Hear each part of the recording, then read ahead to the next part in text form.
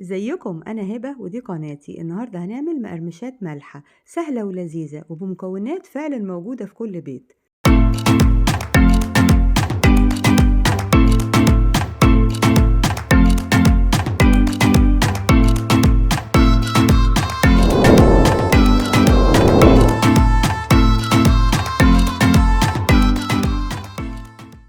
محتاجين نص كيلو فراخ بانيه بس مفرومة، ومحتاجين بصلة وسط مفرومة وتوم مفروم وفلفل اخضر فلفلاية سبايسي متقطعة صغير قوي وبقدونس متقطع صغير والتوابل ملح وفلفل وبابريكا وزعتر وجبنة موتزاريلا ولفة جلاش. هنبدأ بقى في طاسة على النار فيها معلقة زيت ومعلقة زبدة، وهنحمر البصل كده بسرعة، مش هياخد لون بس هيدبل كده، وبعدين هنحط عليه التوم وبعدين الفراخ بتاعتنا.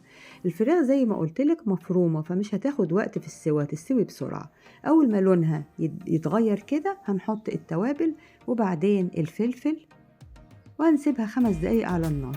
هناخد لفة الجلاش للنوع الأولاني، هنقطع الورقة نصين بالشكل ده وهنعملها بالفرشة كده بزبدة أو بسمنة، وبعدين عصاية صغيرة كده هتلفي عليها الورقة بالطريقة دي قبل الآخر، تقفي كده وبعدين هتضغطي عليها من ناحيتين كده، تكشكشيها بالشكل ده وتروحي سحباها من على الستيك كده، من على العصاية بالشكل ده، وهي مكشكشة كده بسرعة تروحي لفاها وملزقة الحروف في بعض وضغطة على الحتة اللي تحت بالشكل ده كده.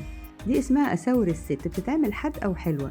احنا النهاردة هنعملها حادقة، طريقة سهلة خالص. هعمل قدامك واحدة كمان، هتلفيها كده وبعدين تضغطي من الناحيتين تكشكشيها وبعدين تروحي سحباها من على العصاية وتلزقي بقى الحروف في بعض، تضغطي عليها كويس كده لحد ما تلزق في بعض.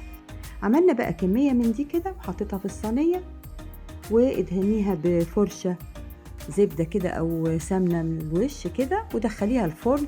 هتاخد حوالي 7 دقايق. الفراخ ضفت لها 4 مكعبات جبنة وقلبتها كده لحد الجبنة مساحت.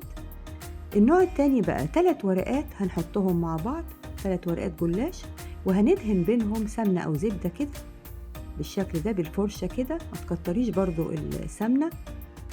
دهنا النص الناحية دي، نلف الورق كده ونجيب النص التاني وندهنه بنفس الطريقة.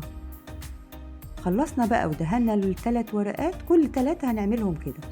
خدي أي حاجة مدورة عندك واقطعي كده بالسكينة حواليها، طلعي دواير بالمقاس ده كده تقريبا بالشكل ده.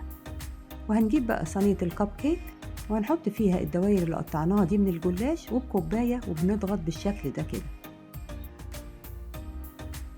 كده. عملنا الكمية بقى، قطعي ورق صغير كده وحطيه تحت علشان طبعا ما يتحرقش مننا في الفرن. هنملى بقى الكب اللي عملناه ده بالفراخ وهندخله الفرن على درجة حرارة 180، بس أنا مسخناه من الأول.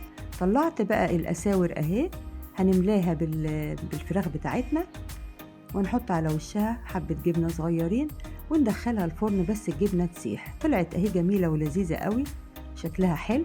حبة بقى بقدونس للتزيين وطعمها حلو جدا، هيعجبك قوي قوي.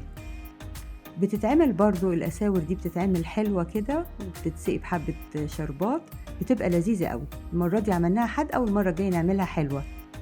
الكب بقى طلع اهو، هنحط له برضو حبة جبنة موتزاريلا على الوش، لو عايزة تغيري نوع الجبنة ده براحتك، وندخلها الفرن تاني الشواية دقيقتين بالظبط بس الجبنة تسيح. هي أخدت حوالي 10 دقايق في الفرن على درجة حرارة 180 الرف الوسطاني. دلوقتي بقى هندخلها دقيقتين زي ما بقولك. شايفة بقى طالعة سواها جميل ازاي والجبنة ساحت اهي. هنحطها بقى في الطبق للتقديم كده وحبة بقدونس نزينها بيها، وبألف هنا، هتعجبك جدا.